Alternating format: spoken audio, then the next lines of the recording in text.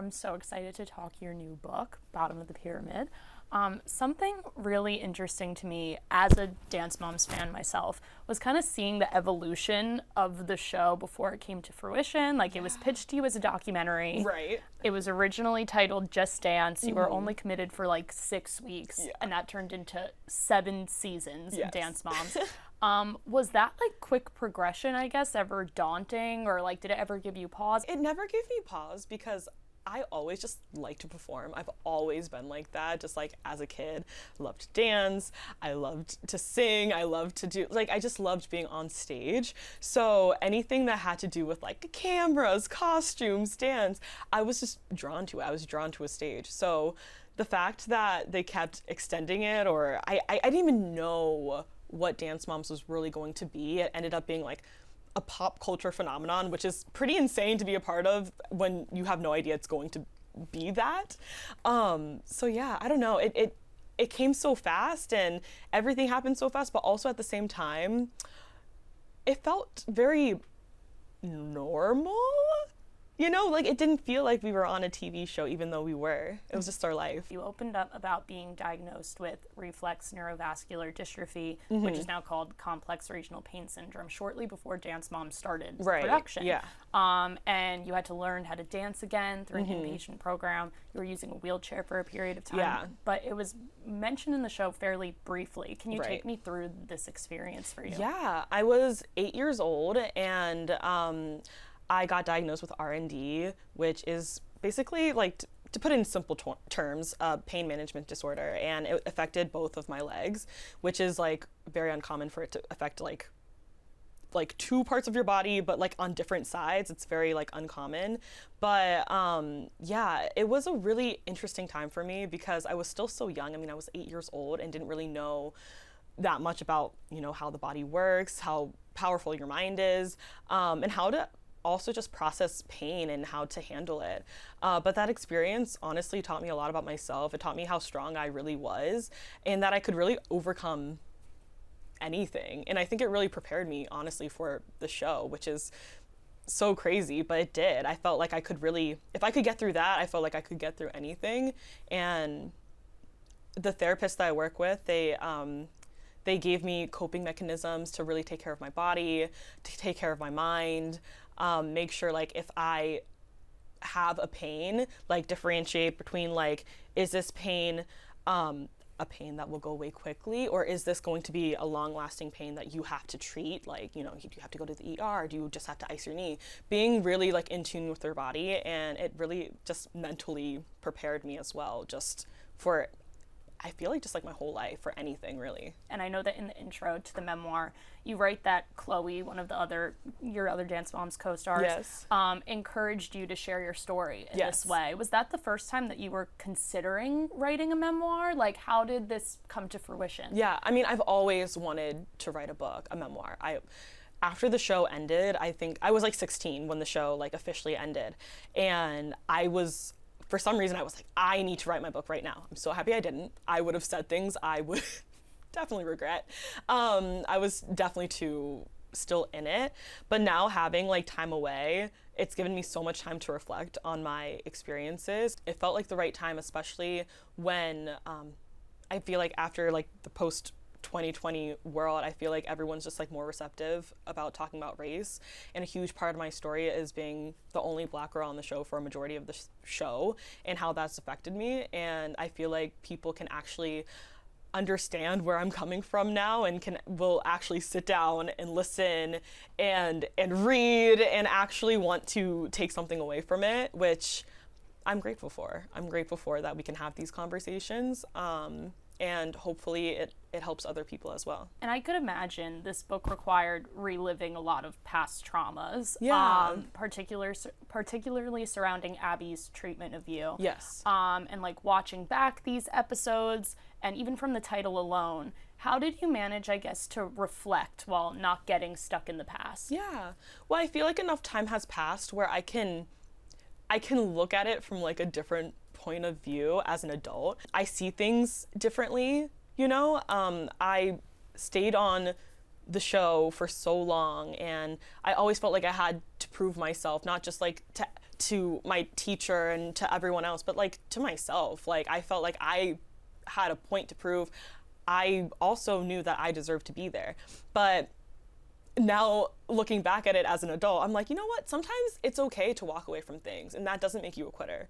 But at that time, it felt like if I left, it would make me a quitter. I have no regrets staying, like genuinely. I learned so much from the show, good and bad. I've learned so much. And even with all the negativity that happened on the show, unfortunately, like the bad did outweigh the good, but hence the book. But I'm grateful for the experiences I had because it's just made me a stronger person, and it's made me who I am today. I loved learning more about your relationship with your mom, Holly, and how strong it was throughout not only your time on the show, but now, and how influential she was in the making of this book. I guess, did it kind of reinstill for you, like, the power of that relationship?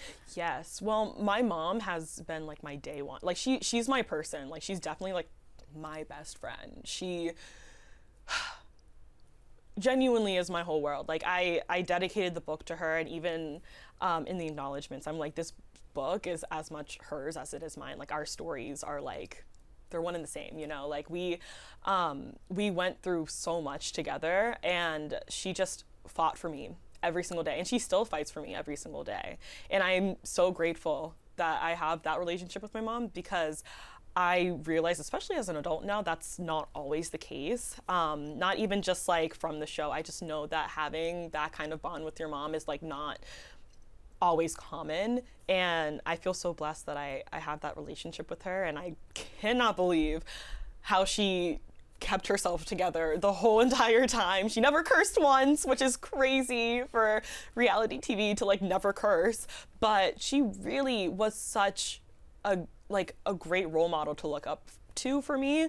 I still like look up to her so much. She's a great role model. I'm so grateful that she was with me every step of the way and just kind of guided me through things. Even though she had never been on reality TV, she still low-key knew how to handle certain situations. And I love that she wasn't a doormat, and she always stood up for me. Your resilience is kind of this overarching theme throughout this book, as you brought up, but also your reflections. One line that really struck me was that you were excited to kind of rediscover the person that you'd lost as you're pursuing these other projects, as you were finding dance again and kind of making new meaning in it for yourself after the show. How like cathartic was it to write this book and kind of like rethink all these experiences and also frame it in a way that was like guiding your progress? For sure. This book has been really helpful for me. I think that having the space to actually write down all my thoughts, actually taking the time to process the things that I went through. And there were some things that I mentioned in the book where I was like, I hadn't really even thought about it, you know? And I went back to those places. I'm like, oh my gosh, wait, it doesn't make me feel great. And I think that's the beautiful part about writing a book, is that people get to see me for like who I truly am. And, you know, I show the good, the bad parts, like the pretty and the ugly. And sometimes it does get really sad. I'm not gonna lie. Like some parts, like every time I go back and I read the book and I make my edits, it genuinely, like every time I went back to read it, it made me feel something every time. Still to this day, I read it literally last week and I was like, oh my gosh, like I do start to tear up. And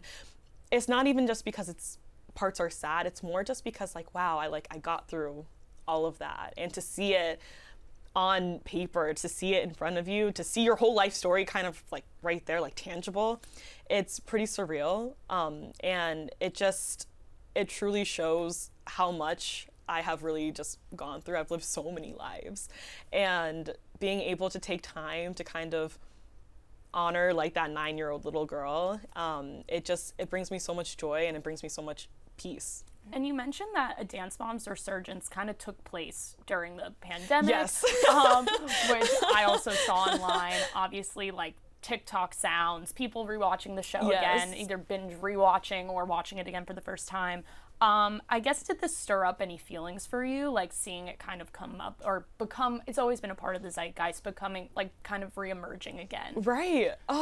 It's been interesting. I feel like Dance Moms is even bigger now than it was back when it was airing, which is kind of weird. I don't know if that's true or not, but that's kind of how I feel. Maybe it's just because more people are on social media. I don't know. But that's also been very interesting to see video clips pop up. And I'm just like, wow, I forgot that even happened. And people are using funny sounds. People are bringing stuff up from the past. I'm like, oh, that was an interesting decision I made at 10 years old. But here we are, and we all get to laugh about it now. I don't mind it. I think it's funny. I get a kick out of how creative people can be online, especially with the sounds.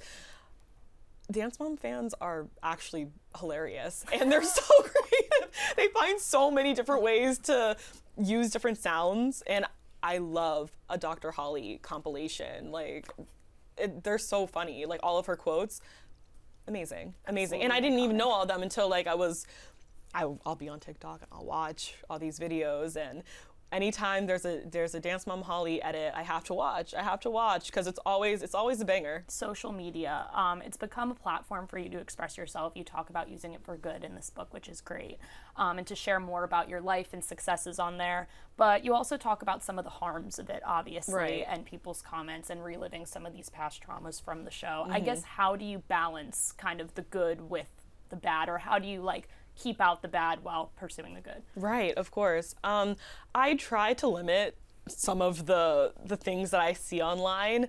I always love, I deep dive all the time, and I always know sometimes I'm like, okay, you're gonna go a little too far, but sometimes I can't help it, you know? But I always try to remember that if I see negative comments, like, I know people don't know the full story, which is why it's so important that I wrote my books, so that hopefully they can read it and see where I came from.